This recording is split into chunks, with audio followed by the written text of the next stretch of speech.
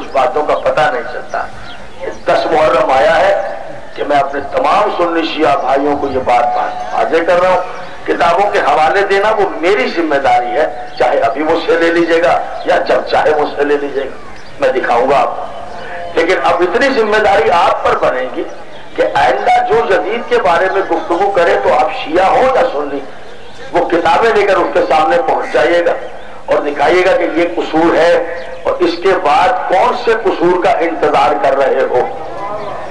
یزید نے کہا میں بہن کو بھائی پر حلال کرتا ہوں، میں بیٹی کو باپ پر حلال کرتا ہوں. میں نے کہا تھا نا ماتم حسین غیرت کا معاملہ ہے، میں بہن کو حلال کروں گا، میں ماں کو حلال کروں گا. تاریخ نے آگے بڑھ کر لکھا فقط یزید نے کہا نہیں تھا، کر کے بھی دکھایا. اور پھر اس نے یہ کہا، جملہ سنے جہاں جہاں، کہ میں نے کیا برا کیا ہے؟ اگر میں نے بہن کو حلال کر دیا بھائی پر تو تم پر محمد نے بیویوں کو حلال نہیں کیا تھا؟ تو وہ بیوی بھی عورت ہوتی ہے، بہن بھی عورت ہوتی ہے، بیٹی بھی عورت ہوتی ہے، ماں بھی عورت ہوتی ہے. یہ ہے شام کی فکر، یہ ہے اس یزید کی فکر جو معاویہ کے بعد تخت پر بیٹھا تھا. کہاں ہے مسلمان؟ آپ سنی ہے شوق سے رہیں، آپ شیعہ ہیں شوق سے رہیں. میں کسی کو شیعہ کرنے کے لیے نہیں آیا ہوں. رہیے شوق سے سنی ہے، رہیے شوق سے شیعہ ہے، مگر آپ غیرت مند تو ہیں، غیرت تو ہے. میرا سوال آپ کی غیرت کے نام پر ہے. حضور علی جیسے اس نے کہا کہ بہن حلال بھائی پر، بیٹی حلال باپ پر، سارا مدینہ خاموش رہا. حسین کھڑا ہو گیا. حسین نے یزید کا گریبان پکڑ کر ناک کو رگڑ دیا یزید کے، اور ایسا تماچا مارا حسین نے کہ ذلت اور رسوائی کے اس گڑھے میں پھینکا ہے یزید کو، کہ آج بھی ٹیلی ویژن پر آ کر بڑے بڑے بندر جیسی شکل والے یزید کی وکالت کر کے یزید کو اس گڑھے کے نکالنے کی کوشش کرتے ہیں. مگر واہ حسین کا اقتدار، واہ حسین کا راج، واہ حسین کی قوت. آج کون جیتا 10 محرم 61 ہجری؟ کون ہار گیا؟ وہ جس کو تخت ملا تھا شام کا وہ جیت گیا، یا جو رسول کی گود کا پروردہ تھا وہ کامیاب ہوا؟ کامیابی کا سہرا کس کی پیشانی پر بندھا اور رسوائی سے منہ کس کا کالا ہوا؟ آئیے اس کا فیصلہ آج 1433 ہجری میں کریں گے. آج اگر کوئی سنی ہے تو بہن بھائی پر حرام، اگر کوئی شیعہ ہے تو بہن بھائی پر حرام. اتنا ہی نہیں، اگر کوئی ہندو ہے، اتنا ہی نہیں، اگر کوئی عیسائی ہے تو بہن بھائی پر حرام، یہودی ہے تو بہن بھائی پر حرام. کون جیتا کون ہارا اس کا فیصلہ ہر گھر میں ہوگا.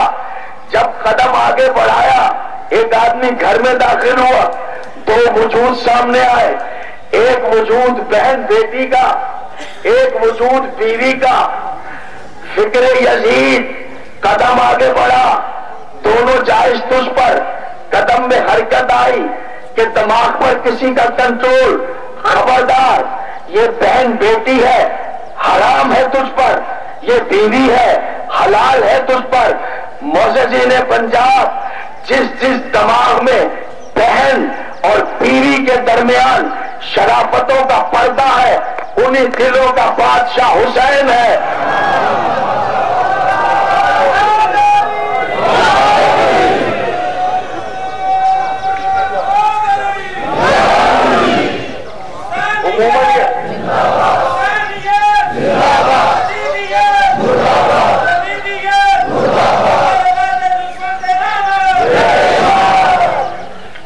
ایک بات کہہ دی جاتی ہے جو بہت چھوٹی بات ہے کہ حسین نماز بچانے کے لیے گیا تھا. شہادت حسین کے اسرار زبان معصوم سے بیان کر دوں تو کلیجے پھٹ جائیں گے. نماز بے شک بچی ہے حسین کی مہربانی سے، مسجدیں آباد ہیں حسین کی وجہ سے، اذانیں ہیں حسین کی، ورنہ دیکھتے کون سی اذانیں چھوڑتا یزید، کون سی مسجدیں چھوڑتا یزید۔ دلیل کیا ہے معلوم ہے؟ یہی یزید کے ہاتھوں سے کعبہ برباد ہوا تھا یا نہیں؟ تو جس نے کعبے پر پتھراؤ کر دیے تھے وہ آپ کی مسجدوں کو کیا چھوڑتا؟ مدینے کو برباد کیا تھا یا نہیں؟ صحابہ کی بیٹیوں کو بے آبرو کیا تھا یا نہیں؟ معلوم ہی نہیں ہے، کوئی بیان ہی نہیں کرتا ہے، پتہ ہی نہیں چلتا ہے۔ علماء کرام جہاں جہاں مساجد میں آپ سننی ہے رہیے شوق سے، مگر جمعے کا خطبہ دیتے ہوئے خیال رہے کہ آپ محمد کا کلمہ پڑھتے ہیں، محمد کے نواسے نے محمد کے دین کو بچایا ہے۔ اگر آپ رسول کے کلمے سے مخلص ہیں تو اس کا احسان مانیے جس نے کلمے کو بچایا ہے۔ آج کوئی بھی ہے آپ، لیکن جیسے ہی آپ گھر میں جائیں اور آپ کو اتنا پتا چل جائے کہ بہن میں، بیٹی میں، ماں میں، بیوی میں کیا فرق ہوتا ہے، آپ شرافت کا ہاتھ اپنی بیٹی کے سر پہ رکھیں، آپ عزت کا ہاتھ اپنی بیٹی کے سر پہ رکھیں۔ کوئی بھی ہو، جیسے ہی آپ کے دل میں یہ پاکیزہ خیالات ابھرے کہ یہ تو میری بیٹی ہے، یہ تو میری ماں ہے، یہ تو میری بہن ہے، تو اپنے مذہب پر ضرور رہیں، لیکن حق یہ ہے خیرت کا کہ فوراً کربلا کی طرح منہ کر کے کہیں رسول کے بیٹے یہ تیرا احسان ہے۔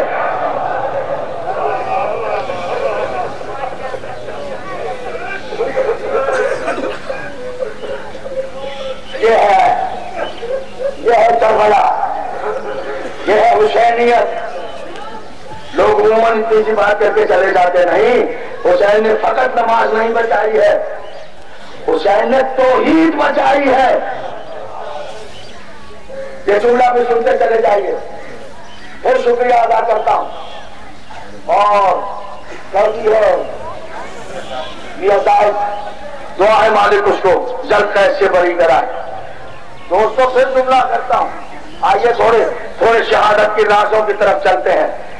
حسین کی شہادت، توحید بچائی ہے، توحید، غیرت بچائی ہے، انسانیت کی غیرت بچائی ہے، انسانیت کی آبرو بچائی ہے، ورنہ آج پتہ ہی نہ چلتا حلال کیا ہے حرام کیا ہے۔ مجھے اتنا بتائیے مدینے میں کون رہتا تھا؟ 60 ہجری میں کون آباد تھے مدینے میں؟ 2 طرح کے لوگ،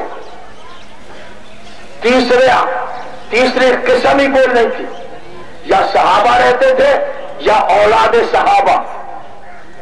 لیکن جب دین پر وقت آیا تو رسول کا بیٹا ہی گیا، سارا مدینہ خاموش، ایک شخص نہیں دکھا سکتے آپ مجھے تاریخ میں سے جو حسین کے ساتھ مدینے سے گیا ہو۔ یا صحابہ رہتے تھے یا اولاد صحابہ، لیکن جب دین پہ وقت آ گیا، جب غیرت پامال کر دی یزید نے، تو پھر سیدہ کا لال اٹھا، اکیلا حسین اٹھ کر گیا۔ اور تالقانی نے پوچھا حسین بن روح سے، حسین بن روح، یہ حسین بن روح کون ہے؟ امام زمانہ کے تیسرے نائب ہیں حسین بن روح۔ آپ جو شعبان، نیمہ شعبان میں عریضہ بھیجتے ہیں وہ انہی حسین بن روح کے نام عریضہ لکھا جاتا ہے۔ امام زمانہ کے جو 4 نائب ہیں ان میں تیسرے نائب ہیں حسین بن روح۔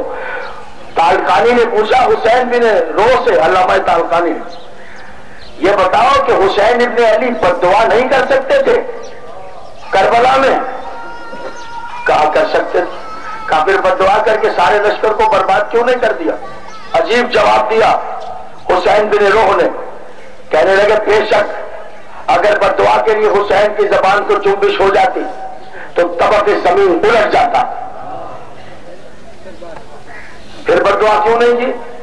تو کہا حسین بن روح نے اس لیے بددعا نہیں کی زہرا کے لال نے، اگر حسین بددعا کرتے اور بددعا کے آثار ظاہر ہوتے، لاکھوں کا لشکر یزید کا اسی وقت حسین کے قدم پکڑ کر کہتا پہچان لیا تو خدا ہے۔ سارا لشکر کون تھا؟ وہ جو بتوں کے آگے سے ماتھے اٹھا کر آئے تھے، یہ بتوں کی پوجا کرنے والے تھے، حسین کو خدا مانتے۔ حسین نے بددعا نہ کر کے اللہ کی توحید کو بچایا ہے. بس میرا پیغام پہنچ گیا، میرا پیغام پہنچ گیا. 61 ہجری میں غیرت کو بچایا تھا حسین نے، اب صبح قیامت تک غیرت کو بچائے گا ماتم حسین. 11 محرم کو شادیاں ہوتی ہیں، کیا پتا زمانے کو رسول کا گھرانہ کیا ہے؟ جواب چاہیے مجھے. بس کلمہ پڑھ لیا اور مسلمان ہو گئے. رسول کی کمی میں کوئی شرکت نہیں ہے. اس کے کس کا تعلق ہے کہ ذرا نبی کے گھر میں دیکھیں، نبی کی خواہشات کو دیکھیں؟ کچھ بھی نہیں. لا الہ الا اللہ محمد رسول اللہ، بس ہم ہو گئے مسلمان. کھو گیا ہے، بیکار ہے یہ کلمہ. ہر جزاء الاحسان الا الاحسان. اگر کلمہ فائدہ دے گا اس کو جو کلمے کا حق ادا کرے گا. مجھے بولیے، پتہ ہی نہیں ہے نبی کے گھرانے کا کیا دکھ پہنچا، نبی کے کلیجے کے ٹکڑے کس طرح ذبح کیے گئے، ہمیں کیا پرواہ.